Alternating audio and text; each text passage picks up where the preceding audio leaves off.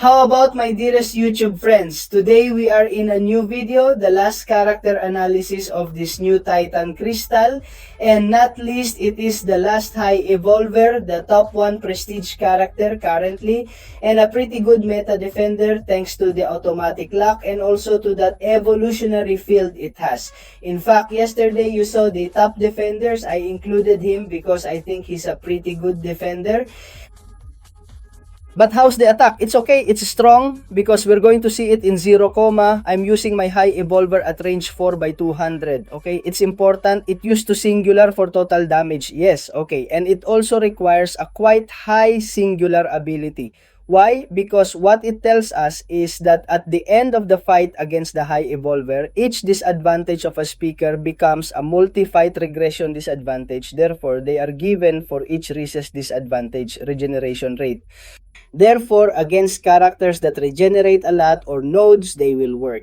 Then here comes the important thing, and it is that the power of the bursts of damage granted by the evolutionary field increases 100%.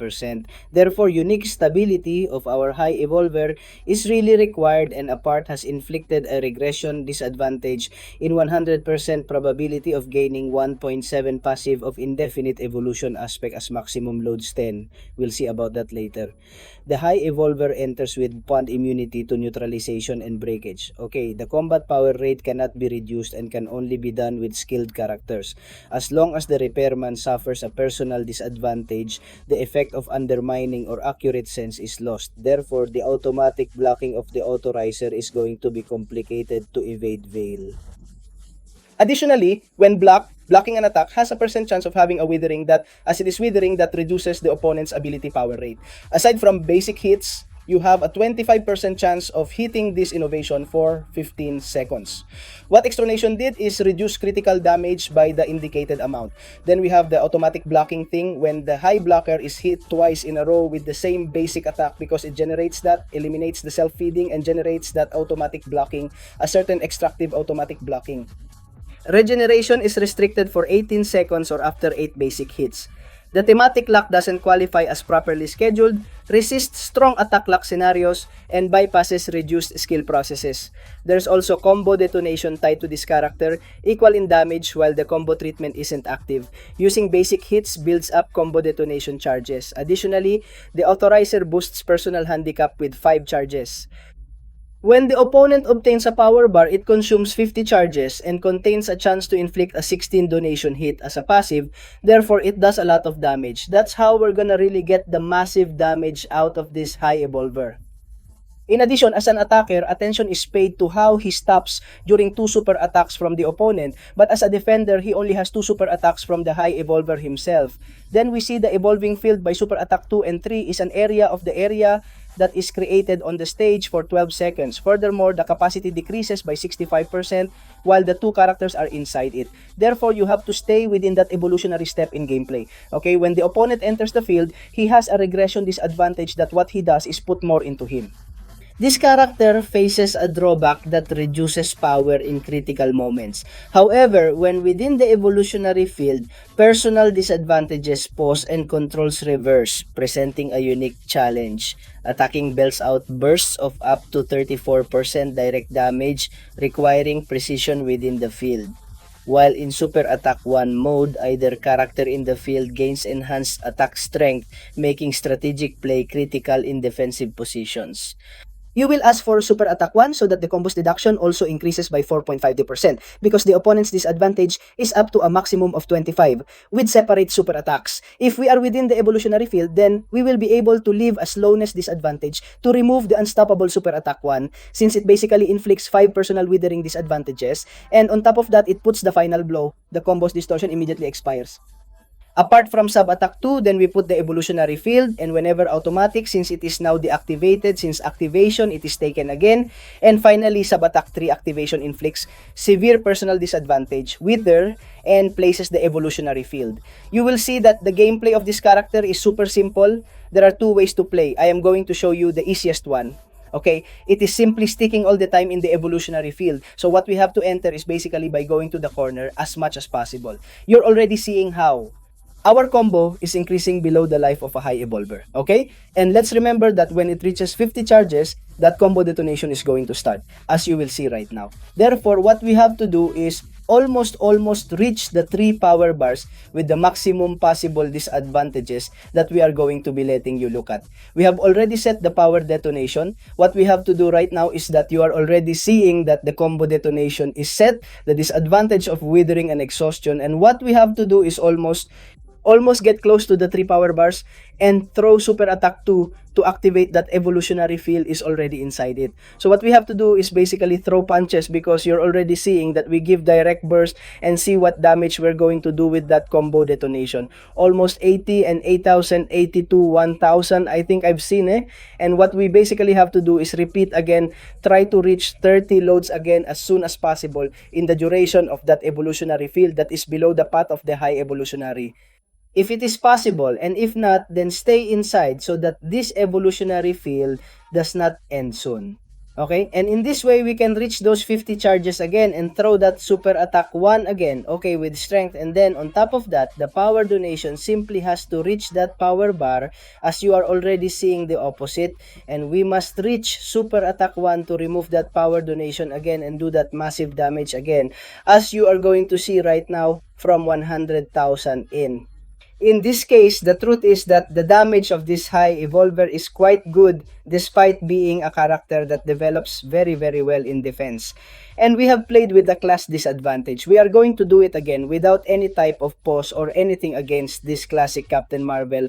And what I have to tell you is basically that it is very simple to use. It is simply worth stopping again. We have to go to the rival corner again with other stops. With that, we will increase our combo under the life of the high evolver.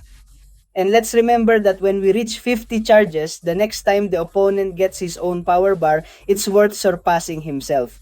Will this combo situation like it just happened? We throw super attack 2 in front of the defender's corner, and with that we will activate the evolutionary field, in which we will always stay inside to be able to throw super attack 1 and already do that outrageous damage that is in this case 85,000, because the damage also depends a lot of the disadvantages that we have placed on our opponent at that moment. So what do we have to do again once we're inside? Well, once again, reaching the super attack that the super attack has for us is fine. There we have it, and we throw super attack 2 again so that that evolutionary field is activated again. But let's remember that we have to throw super attack 1. But in this case, I don't know if we are going to be reaching the key to the question of this high glaciator is to always keep super attack 2 in the evolutionary field.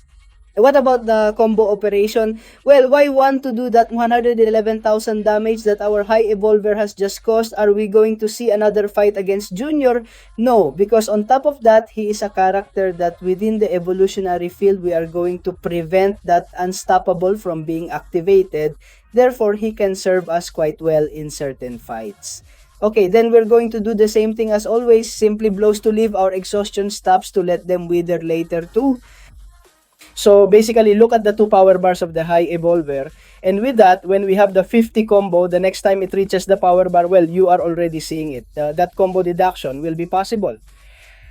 We throw super attack 2 and stay within that evolutionary field so that our Juggerlock, in this case, which is the old version, does not activate the unstoppable. Well, in this case, we have been activated. This is a little combo bug or something, because I honestly don't get it. There is a base for the combo detonator. Let's see if it is.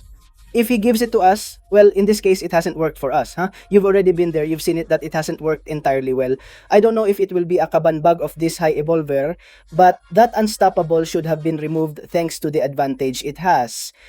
Then there is also something else that I have not said and that you have already been seeing, how that aspect of evolution has been rising as we were entering or leaving the evolutionary field. That's another way to play with the high evolver, but you don't get that damage that fast basically. What it does is that it's a passive that increases the strength, attack strength, critical strength armor, critical strength, and anything goes. And in his change to playing, right, well, we put this regression disadvantage on it that makes it reduce the attack force and all that.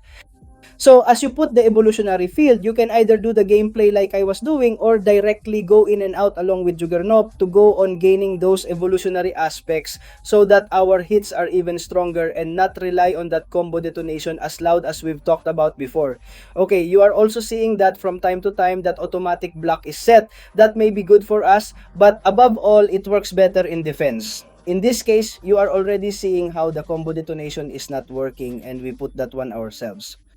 The evolutionary field. So what we have to do is try to get out, get in, get out, get in. And you're seeing how we win that aspect of evolution. With that, we're going to do terrible blow damage. Okay, I already tell you that my favorite way to play with the high evolver is the first one I have taught you, simply putting it in the corner, super attack 2, super attack 1. Combo retraction does a lot of damage and it has an evolution aspect while entering and leaving the evolutionary field. Well, it is more for somewhat slower fights. So friends, well, with this, I say goodbye to the high evolver.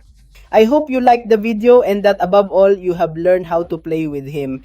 And I already tell you that you have evolved. He is a character that you do have to have on your team.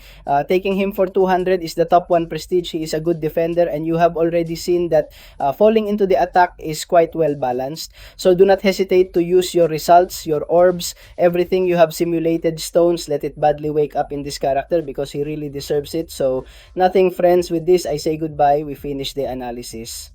If he's one of the characters in this new Crystal Titan, it's more. Did you like the surgery of style video and see you in other videos? Bye bye, and before finishing the video, thank you very much to all of you who are members of the channel. To be able to become a member, you have it in the description. So thank you very much to the VIP stories of Miguel Ramirez, Oscar Salmeron, and the authentic stories of Auca Roldan and Facundo Juan. Thank you very much for being members of the channel this September 2025.